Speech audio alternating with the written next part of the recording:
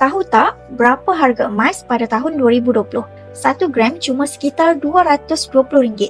Siapa yang simpan emas pada masa tu, hari ni dah tersenyum lebar kan? Sebab sekarang harga 1 gram dah pun mencecah RM554. Kenaikan lebih kurang RM334 ataupun purata 30% setahun. Ramai orang kata sekarang emas mahal.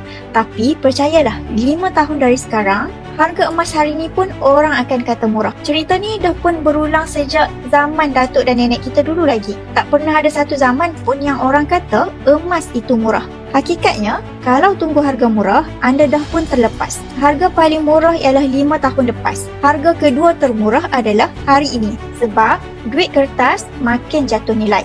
Tapi emas sentiasa naik jadi penyimpan kekayaan. Bagi anda yang nak mula menyimpan emas, boleh mulakan dengan sendah RM100 bersama Public Good.